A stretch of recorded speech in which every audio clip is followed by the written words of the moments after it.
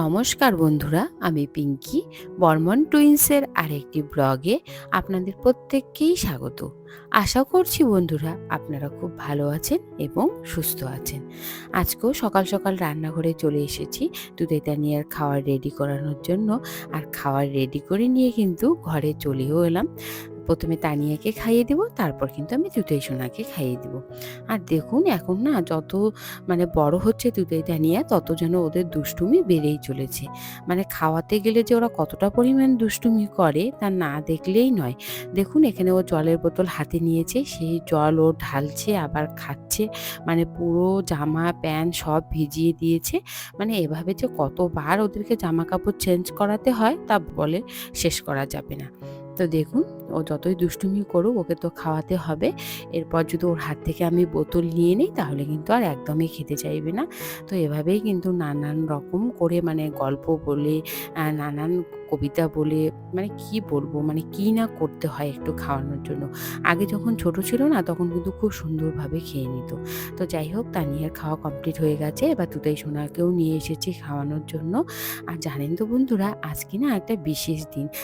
আজকে কিন্তু আমাদের অ্যানিভার্সারি, অর্থাৎ আমাদের আজকে এটা কিন্তু ৬ষ্ঠতম অ্যানিভার্সারি। দেখতে দেখতেই না ৬টা বছর কিভাবে যে কেটে গেল বুঝতেই পারি না। মনে হয় কি এই সেদিনই না আমাদের বিয়ে হলো। তো যাই হোক, আমাদের দুধাই তানিয়াকে নিয়ে কিন্তু এটা আমাদের ২য় বিবাহবার্ষিকী। আগেরবার কিন্তু ওরা অনেকটাই ছোট ছিল, তো শুধু আগেরবারও কেক কেটেছিলাম আর এবারও কিন্তু তেমন কাউকেই বলিনি। আমরাই শুধু বাড়ির, আমার শ্বশুরমশাই, শাশুড়ি মা আর আমরাই। তো ওর বাবা বলল পাশে যেহেতু আমার মদনমোহন মন্দির রয়েছে আমাদের, তো সেখানে গিয়ে একটু পুজো দিয়ে আসবো।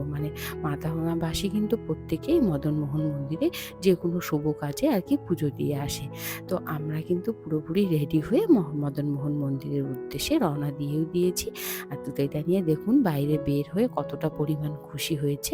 আর আমরা কিন্তু না টোটো করে এসেছি। আর মন্দিরে এসে এতটা ভালো লাগছিল, এখানে না ১ মাস ধরে গীতা পাঠ চলছিল। আর আজকে কিন্তু তার সমাপ্তি। সব বৈষ্ণবদের নামে ভোগ নিবেদন করা হয়েছে, মদনমোহন ঠাকুরকেও সুন্দর করে পুজো করা হয়েছে।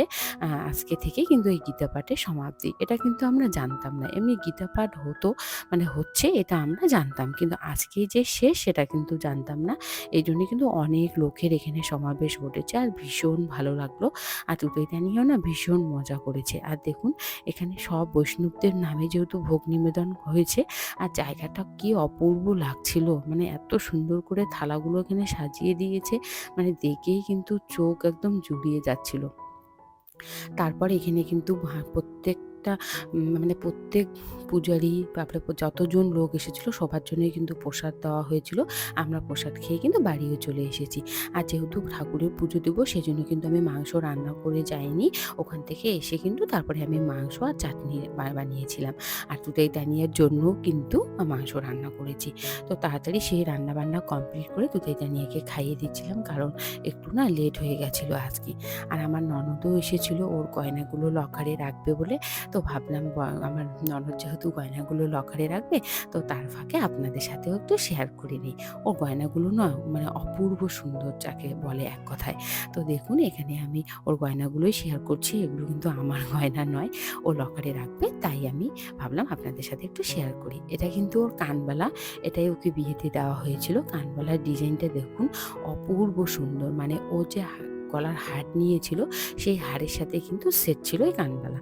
তারপরে ও নিয়েছে এই টিকলি। এই টিকলি কিন্তু আমার ভীষণ পছন্দ, আর আমার ননদেরও বলে ছোটোবেলা থেকে ইচ্ছে ছিল ও টিকলি, সোনার টিকলি পরেই বিয়ে করবে। তো আমার ভীষণ ভালো লেগেছে কিন্তু এই টিকলির ডিজাইনটা। এটা আমি স্ক্রিনশট নিয়ে রেখেছি, পরবর্তীকালে কিন্তু তানিয়ার জন্য একটু একটা বানাবো বলে। তো তারপরে আমি শেয়ার করছি ওর বালাজোড়া। দেখুন ওর বালাজোড়া কিন্তু একদম সলিড বালা, খুব সুন্দর করে কাজ রয়েছে। এমনি চিলে কাটার কাজ রয়েছে, তার সাথে সাথে কিন্তু ফুল মোটিভ করা রয়েছে। তো এই জন্য না বালা দুটো কিন্তু অপূর্ব সুন্দর লাগে দেখুন। আর বালার মুখ দুটোও কিন্তু খুব সুন্দর। এখানে দুপাশে কিন্তু একই ডিজাইন করা রয়েছে। আর তারপরে দেখাচ্ছি ওর বিয়ের হার। এই হারটা কিন্তু অনেকটাই ভারী।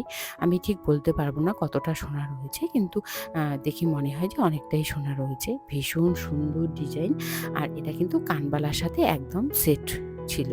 আর এটা ওর সীতাহার, সীতাহারের লকেটের ডিজাইনটা তো কি বলবো, অপূর্ব সুন্দর যাকে বলে এক কথায়। আমার কিন্তু ভীষণ ভালো লেগেছে আর আমি না একটু পরেও নিয়েছি। আমারও ইচ্ছে রয়েছে এরকম একটা সীতাহার বানানোর। তো তারপরে আমরা যে গিফটটা ওকে করেছিলাম এই চিক, কারণ ভেবেছিলাম আরেকটু ভারী কিছু দিব, কিন্তু এখন যে পরিমাণে সোনার দাম, পরে কিন্তু আমরা ফাইনালি এই চিকটাই নেই। আর এই চিকটা আমার গলায় অতটা সুন্দর লাগছিল না, কিন্তু আমার ননদের গলায় কিন্তু ভীষণ সুন্দর লাগছিল। আর তারপরে আমার একটা চিক আপনাদের সাথে শেয়ার করলাম। এটা কিন্তু আমাকে বিয়েতে আমার মামা শ্বশুর বাড়ি থেকে দেওয়া হয়েছিল। এটাই আমি কিন্তু বেশিরভাগ টাইম পড়ি, কারণ আমার এটা ভীষণ ভালো লাগে। তারপর সন্ধ্যার সময় ওর বাবা কিন্তু একটা কেক নিয়ে এসেছিল। যেহেতু আমরাই করব তাই অত বড় কেক আনিনি, মোটামুটি মাপের একটা কেক এনেছিল। তারপর তুতেই তানিয়াও যেহেতু এবার একটু বড় হয়েছে, তা ওরাও আমাদের সাথে কেক কাটতে পারবে। আর দেখুন এখানে আমরা ফাইনালি রেডিও হয়ে গিয়েছি। আর আমার পাশে কিন্তু আমার শ্বশুরমশাই, আমার শাশুড়ি মা রয়েছে। আর এখানে দেখুন তুতাই তানিয়া সে কি লড়াই কেক কাটিং নিয়ে, মানে কে আগে কেক কাটবে।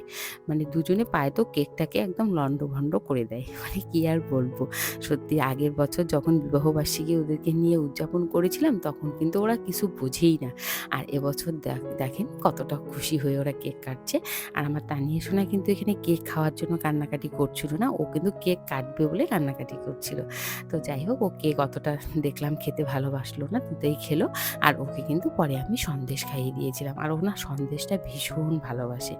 আর জানেন তো বন্ধুরা, খুব ইচ্ছে ছিল যে পাশের কয়েকজনকে বলবো, আমার বাপের বাড়িতেও বলবো, কিন্তু ওর তুদেদানিয়ার বাবা বলছিল যে বাচ্চা নিয়ে এবছর পারবা না, আর দুজনকে সামলে না এখন কোনো কিছুই করা যায় না, কারণ ওরা এতটা পরিমাণে দুষ্টু হয়ে গেছে, মানে এক পলকের মধ্যে সমস্ত কিছু একদম লণ্ডভণ্ড করে দেয়।